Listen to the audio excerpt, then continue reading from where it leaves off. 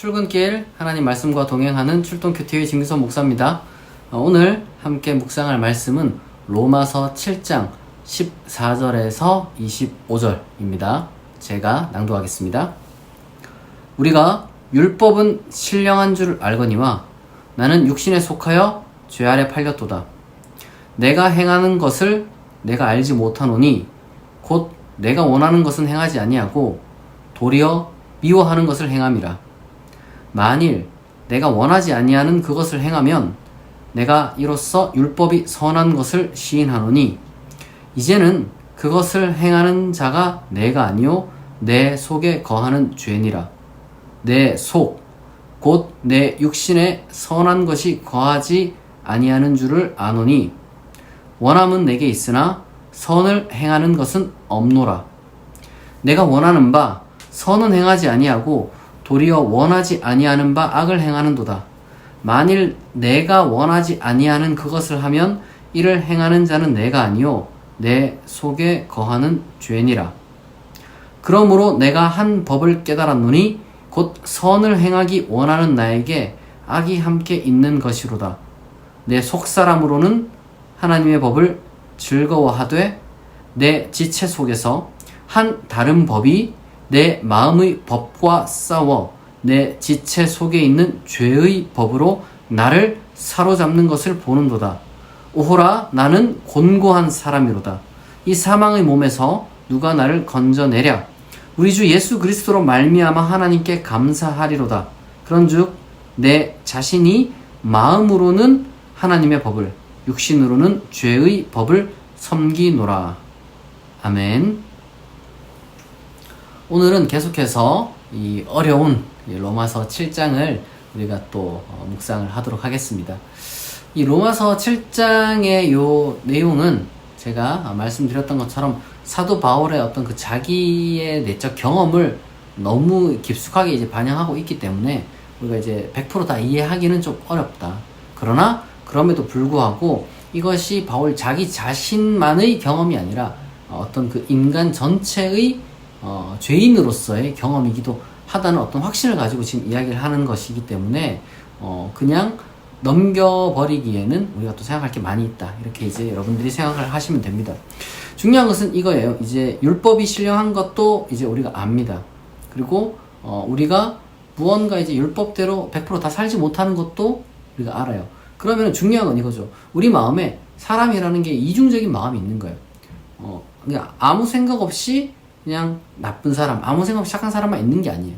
그러니까 예를 들면 우리가 뭔가 착한 일을 해야 된다는 어떤 기준이 있습니다. 나쁜 짓을 저지르지 않고 착한 일을 해야 된다는 어떤 그 소위 말해서 율법이죠.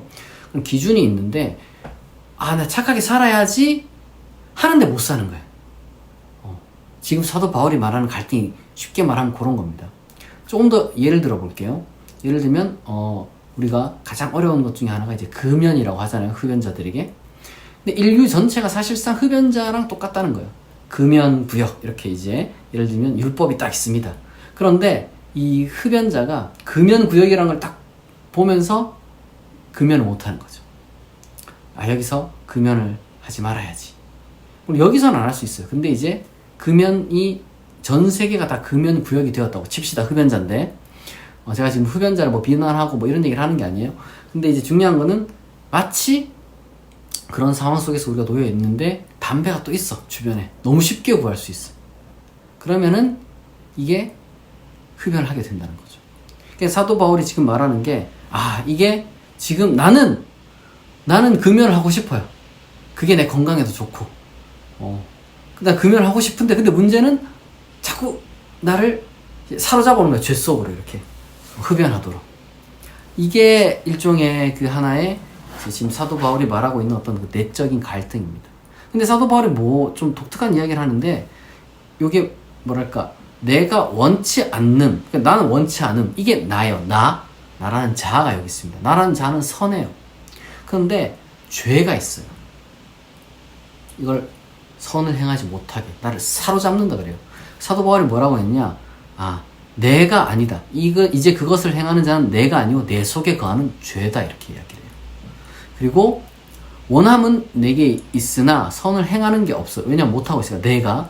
그렇기 때문에 내가 이제 원하지 않는 것을 하면은 이를 행하는 자는 뭐라고 됩니까? 내가 아니요 내 속에 거하는 죄니라. 이게 두 번에 걸쳐 가지고 나라는 자아가 있고 내 속에 죄라는 게 있다고 합니다. 혹은 뭐 죄의 법이라고도 이야기를 하는데 요게 나를 자꾸 사로잡는다는 거예요. 나는 이렇게 가고 싶은데 죄가 나를 사로잡아서 이쪽으로 끌고 간다는 거예요. 내 속에 그런 죄가 있는 거예요. 그러니까 나라는 인간은 선을 행하기를 원하는데, 인간이라는 존재가 선을 행하기를 원하는데 악이 함께 있다는 거예요. 악. 그렇기 때문에 안 된다는 거예요. 이게 지금 골치 아픈 현상이라는 거예요. 내적인 갈등. 사도 바울이 그러니까 사실은 우리에게 굉장히 통찰력 있는 인간론을 지금 우리에게 가르쳐 주는 거예요. 우리 인간은 다 선하다는 거예요. 우리 인간은 다 선한데 우리 속에 죄가 다 있다는 거예요. 이게 문제라는 겁니다. 이게. 사실 이거는 너무 막 이질적이거나 독특한 게 아니에요. 간단한 겁니다. 우리 인간은 사도 바울도 이제 유대교에서 이제 교육을 받았잖아요. 우리 인간은 다 하나님의 형상으로 창조된, 지음받은 거룩하고 존귀하고 선한 존재입니다. 그게 우리의 본래 모습이에요. 모든 인간은 다 본래 아름답고 선하고 귀하게 태어납니다. 그 어떤 형태의 모습이라 할지라도 인간은 다 선하고 아름답고 존귀하게 태어납니다. 그런데 문제는 우리가 자라서 성인이 되어서 뭔가 이제 자각을 하는 순간부터, 그 몇 살 때부터인지 딱 꼬집어서 말하기 어렵지만 우리가 서서히 자라니까, 중요한 것은 그때부터 어느 순간 나도 모르는 사이에 이 죄가 심겨져 있는 거예요. 그게 이제 점점 자라면서 나를 완전히 그냥 사로잡아 버렸다는 거죠. 그래서 사도 바울이 말하는 게 뭐냐면은, 이게 지금 꿈틀대는 나의 어떤 그 심겨진 죄라는 것이 율법을 통해서 살아난 거잖아요. 그렇잖아요. 그러니까 물론 그 전에도 있었는데 율법을 통해서 더 완전히 그냥 깨어났다 라고 이제 말할 수 있는 거죠. 더 선명해졌다는 거예요. 쉽게 말해서. 이 모든 것들이 이제 인식적인 것과 어떤 그 욕망적인 것과 의지적인 것과 감정과 이런 굉장히 좀 복잡한 내용이지만 핵심은 내 본질은 아니다는 것. 죄라는 것. 다르게 말하면 이 죄가 본질은 아니니까 어떻게 됩니까? 요게 떨어만 지면, 살아만 지면 온전한 내가 남겠죠. 요거가 바울이 말하는 놀라운 신비로운 인간에 대한 통찰력입니다. 그런데 요 죄의 법 혹은 내 속에 거하는 죄를 이제 사도 바울이 뭐라고 얘기하느냐, 이거를 이제 나중 돼서 우리가 좀 더 이제 살펴보겠지만, 8장 가서 더 살펴보겠지만, 여기 잠깐 보면 사망의 몸이라는 표현이죠. 사망의 몸. 사망의 몸. 죽음의 몸. 이거를 뭐 여러 가지 많은 이제 뭐 시체의 어떤 뭐랄까 그 시체랑 같이 묶어가지고 죽이는 어떤 무슨 그런 어떤 처벌과 뭐 비교하는 사람도 있고요. 근데 뭐 사실은 그런 비교가 더 중요한 게 아니라 여기서 지금 말하고자 하는 것은 사도 바울이 지금 소위 말해서 이 사르스라고 이제 불리는 어떤 일종의 그 뭐랄까 뭔가 이 좀 표현을 어떻게 해야 될까? 이 뭔가 육과 영과의 대조를 지금 이제 슬슬 하려고 좀 이렇게 이제 지금 뭐랄까 그 일종의 밑밥을 까는 거죠. 좀 쉽게 말해서. 중요한 것은 우리가 지금 가지고 있는 이 육체라는 거. 그러니까 진짜 이 신체, 그러니까 사도 바울이 약간 신체랑 어떤 그 육적인 욕망, 뭐 죄 이런 것들이랑 이제 종종 좀 혼동해서 쓰는 때가 있어요. 근데 이제 뭐 약간 좀 신체를 가리킬 때는 이 소마라는 표현을 쓰고, 약간 좀 육적인 어떤 욕망이나 죄와 관련돼서 좀 부정적으로 쓸 때는 거룩한 영과 좀 대비돼서 쓸 때는 약간 좀 사락스라는 표현을 좀 써요. 그러니까 여기 보면은 18절에 보면은 14절에 보면 나는 육신에 속했다. 이제 18절에 봐도 이제 내 육신에 선한 것이 거하지 아니한다. 뭐 이런 식으로 얘기를 하잖아요. 그러니까 이런 표현들을 통해서 지금 사도 바울은 이 소위 말해서 이 육적인 것, 그러니까 뭐 표현은 육적인 것이라고 하지만 우리가 신체적인 것이라고 하기 조금 어렵고 이런 것들이 이제 우리한테서 좀 떨어져 나가야 된다는 식으로 지금 얘기해. 근데 문제 이게 딱 붙어 있는 거야. 지금 딱 붙어 있으니까 우리가 안 되는 거예요. 그러니까 왜 내가 율법을 못 지키냐 하니까 그런 식의 어떤 그 죄, 혹은 사르스, 욕망, 이런 것들이 지금 딱 나라는 인간 존재에 딱 붙어 있는 거예요. 사망의 몸처럼, 묶어놓은, 시체를 묶어놓은 것처럼 딱 붙어 있는 거예요. 그러니까 자꾸 나도 썩어 들어가는 거예요. 그러니까, 뭐라고 얘기하냐?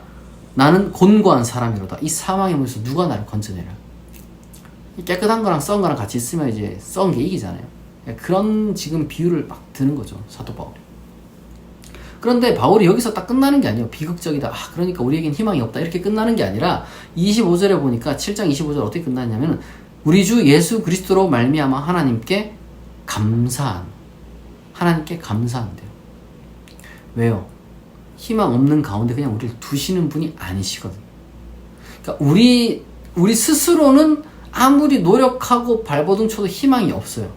이미 우리는 그렇게 그냥 어떤 사망의 몸이랑 딱 붙어있는 상태랑 마찬가지이기 때문에 이것을 해결할 수 있는 어떤 그 힘은 외적으로부터 와야 돼요. 근데 이 외적으로부터 오는 그 은혜가 힘이 하나님이 예수를 통해서 우리에게 놀라운 어떤 그 변화의 계기를 주셨다는 거예요. 그게 뭐 우리 로마서 8장에 살펴보면은 그게 이제 어떤 것인지 좀 더 정확하게 나올 겁니다.